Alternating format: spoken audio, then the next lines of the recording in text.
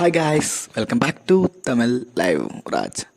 Well, இன்றைக்கான எபிசோட்ஸில் வந்து பார்த்திங்க அப்படின்னா மூணு ஃபேமிலி மட்டும் தான் இன்ட்ரோ பண்ணியிருந்தாங்க. ஸோ அந்த 3 ஃபேமிலியில் யார் ஃபஸ்ட் இருப்பாங்க அப்படின்னு உங்களுக்கும் தெரிஞ்சிருக்கும். அதை பற்றி நம்ம பார்க்க போகிறோம். ஸோ நம்ம ஆஸ் யூஷுவல் பண்ணுற தரவரிசை யார் ஃபஸ்ட்டு, யார் செகண்ட், யார் தேர்ட் அப்படிங்கிறது. அண்டு மணி வந்து பார்த்தீங்கன்னா குண்டு போயா அப்படின்னு சொல்லிட்டு ஒரு விஷயத்த வந்து பண்ணியிருந்தார். மார்னிங் ரொம்ப பரபரப்பாக இருந்தது. ஸோ அதுதான் ஃபஸ்ட்டு ப்ரொமோலையும் வந்து கொடுத்துருந்தாங்க கூட. அதே மாதிரி வந்து பார்த்திங்க அப்படின்னா அப்படியே இந்த பக்கம் இன்னொரு பிரச்சனை மாயாவுக்கு. ஸோ அவங்க வந்து இந்த வீக்கு வெளியே போய்ட்டு என்ன பண்ணுறது, அவங்களாம் ஃப்ரெண்டே இல்லை அப்படின்ற மாதிரி வந்து பார்த்திங்கன்னா அடுத்த ஒரு விஷயம் வந்து பண்ணியிருந்தாங்க. ஸோ இதை பற்றினா ஓவராலாக இந்த வீடியோவில் நம்ம பார்க்க போகிறோம். ஸோ வந்த ஃபேமிலிஸில் பெஸ்ட்டு யார் அண்டு எப்படி அவங்கள எந்த மாதிரியான தரவரிசை பண்ணலாம், அண்டு இவங்க 2 பேரும் என்ன பேசுனாங்க, என்ன நடந்துக்கிட்டு இருக்கு. ஸோ பார்க்கலாமா? Hi, Tamil live Raj. Well, ஆக்சுவலாக வந்து பார்த்திங்கன்னா முதல்ல வந்து மணி ரவிச்சந்திராவோட கதையை நம்ம பேசி முடிச்சிடலாம். ஏன்னா நேற்று அந்த ஆன்ட்டி பேசும்போதே நான் அவங்ககிட்ட சொல்லியிருந்தேன், நம்மளுடைய தரவரிசையில் அவங்க 5வது பிளேஸில் தான் இருந்தாங்க. ஏன் அப்படின்னு பார்த்தீங்கன்னா அவங்க ரொம்ப ஒரு மாதிரி பர்சனலாக அவங்க பேசின விஷயங்கள் வந்து ஒரு எல்லை மீறியதாக இருந்தது. ஸோ ஷோவுக்கு தாண்டி எல்லை மீறி தான் இருந்தது. நீங்கள் இப்படி பண்ணியிருக்கக்கூடாது, நீங்கள் இப்படி செய்யணும் அப்படின்னு அவங்க என்ன தான் வந்து நார்மல் விஷயங்களை பேசியிருந்தாலும் அடுத்து வந்து மணியோட நிறைய பர்சனல் டாக்ஸ்குள்ளே வந்து போனாங்க. ஸோ அதில் காண்டான மணி வந்து பார்த்திங்கன்னா அவங்கள காண்டேற்றுக்காக அகைன் வந்து பண்ணாங்க. பட் இது எனக்கு ஆச்சரியமாக இருந்ததா அப்படின்னு கேட்டிங்கன்னா கண்டிப்பாக இல்லை. ஸோ உங்களை யாருக்காவது ஆச்சரியமாக இருந்ததுன்னா ப்ளீஸ் கமெண்ட் பண்ணுங்கள். பிகாஸ் நான் ஆல்ரெடி 2 பேரோட மணியோட கேரக்டர் ரவினோட கேரக்டர் அனலிசிஸ் பண்ணும்போதே நான் அதை எதிர்பார்த்தேன். ஃபேமிலியில் வந்து என்ன தான் வந்து பிரச்சனை பண்ணாலும் ஆஸ் யூஷுவல் ரொம்ப கேஷுவலாக அடுத்து வந்து இது ரொம்ப மூவ் பண்ணி போயிடுவாங்க. அண்டு அவங்களோட அந்த பாண்டை வந்து உடைக்க மாட்டாங்கன்னு நினச்சேன். நான் நினச்ச மாதிரியே இருந்தது. அண்டு அந்த விஷயத்தை ரொம்ப மெத்தடாக மணியில் வந்து ஹேண்டில் பண்ணார் அப்படின்னு வந்து எனக்கு தோணியிருக்கு.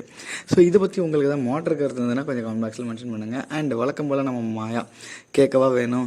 ஆக்சுவலாக அவங்கள வந்து யாரோ ஒரு தப்பு சொல்லிட்டாங்க அப்படின்னா இன்னொரு பக்கம் வந்து மாயா போய் தனியாக அழுததும் இருக்குது. மாயா வந்து யாரோ ஒரு ஆள் தப்பு சொல்லிட்டாங்க அப்படின்னா அது வந்து ஏன்னு திங்க் பண்ணாமல் அவங்க பேசுன அந்த விதம் தான் அவங்களோட நெகட்டிவ் ஷேடுக்கு காரணமோ அப்படின்னு எனக்கு தோணுது. பிகாஸ் யாருமே வந்து 100% நல்லவங்க 100% கெட்டவங்க நம்ம சொல்லிட முடியாது. எனக்கு தெரிஞ்சு மாயா இன்னைக்கு தனியாக அழுததுக்கான காரணம் என்னவா இருக்கும் அப்படின்னு பார்த்தீங்கன்னா கண்டிப்பாக நம்ம ரொம்ப நெகட்டிவாக வெளியே ப்ரொஜெக்ட் ஆகிறோமோ அப்படிங்கிற விஷயம் வந்து மாயாவுக்கு தெரிய வந்திருக்கு.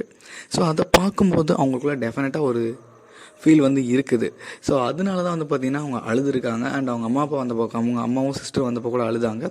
பட் இருந்தாலும் மாயாவோட ஒன் ஆஃப் த கேரக்டர் என்ன அப்படின்னு பார்த்தீங்கன்னா நேற்று பேசினது தான். யாரோ ஒருத்தவங்க தப்பாக சொல்லிட்டாங்கன்னா ஸோ இது இல்லைங்க அது எப்படிங்க அப்படிங்கிற மாதிரி இருந்தது. ஸோ அதனால தான் மாயா அழுதுருக்காங்க. மாயா அழுதுக்கான விஷயமும் இதுதான். அண்டு இதுக்கப்புறம் நம்ம ஃபேமிலிக்குள்ளே போயிடலாம். ஃபேமிலிக்குள்ளேன்னு சொல்லி பார்க்கும்போது ரொம்ப சிம்பிளாக இருந்துச்சு எனக்கு எபிசோடு. நானும் பார்க்கும்போது ஆக்சுவலாக ரொம்ப உருக்கமான ஒரு நிகழ்வு அப்படின்னா விசித்ராவோட ஃபேமிலி என்ட்ரன்ஸ் தான். ஸோ அவங்க வந்தது, இதுக்கிடையில் பிக் பாஸ் கொஞ்சம் ஃபன் பண்ணது, அவங்கள ஒரு விஷ்ணுவை வச்சு ஃபன் பண்ணது, விஷ்ணுவையும் பூர்ணிமாவை வச்சு ஃபன் பண்ணது, அப்புறம் ஸ்மால் பாஸ் வந்து விசித்ரா ஃபேமிலி வச்சு ஃபன் பண்ணது எப்படின்னு ஒரு ஃபன்னாக தான் இன்றைக்கி எபிசோட்ஸ் போச்சு. அண்ட் அந்த ஒரு ரியாக்ஷன் விசித்ராவுக்கு வந்து கிடச்ச ஒரு மிகப்பெரிய ஒரு சர்ப்ரைஸாக வந்து அவங்களோட பசங்களையும் வந்து விட்டுருந்தாங்க. பட் எனக்கு ரொம்ப ஆச்சரியங்க, 15 வயசு பையன் சொல்கிறாங்க, பார்த்தா 20-25 வயசுக்கு மேலே இருக்கிற மாதிரி இருக்குது. ஸோ கண்ணெல்லாம் வைக்கல, பட் அப்படி தான் தெரிஞ்சது எனக்கு. அண்டு பீட்சா பர்கர் பேச்சு பற்றிலாம் பேசியிருந்தாங்க, அது ரொம்ப நல்லா க்யூட்டாக இருந்தது. ஸோ அந்த ஃபேமிலிக்கு வந்து ஃபஸ்ட்டு ப்ளேஸ் நம்ம கொடுத்துடலாம். அண்ட் மற்ற 2 பேருக்குமே செகண்ட் அண்ட் தேர்டு இல்லாமல் செகண்ட் மட்டுமே கொடுத்து 2 பேருமே ஈவனாக முடிச்சிடலாம். ஏன்னா அப்புறம் வந்தது யார் வீட்டிலேருந்து அப்படின்னு பார்த்தீங்கன்னா விஜயவர்மா வீட்டிலேருந்து வந்திருந்தாங்க. சார் வீட்டில் அவரோட ஃப்ரெண்டு வந்திருந்தார், அதே மாதிரி நிக்சனோட ஃப்ரெண்டு வந்திருந்தார்.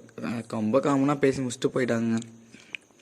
ஸோ இன்னைக்குள்ள எபிசோட் ஓவராலாக சொல்லும்போது பார்த்தீங்க அப்படின்னா மாயாவோட உண்மையான முகமும் அதே நேரத்தில் வந்து பார்த்தீங்கன்னா மணி ரவிச்சந்திரா அதை நல்லா ஹேண்டில் பண்ணாலும் நான் எதிர்பார்த்தது அப்படியே பண்ணியிருக்காரு. திரும்ப என்ன தான் இருந்தாலும் அவங்களோட பாண்ட் உடையாதுன்னு நினச்சேன். ஸோ அதான் இன்றைக்கி எபிசோடில் நான் பார்த்தது.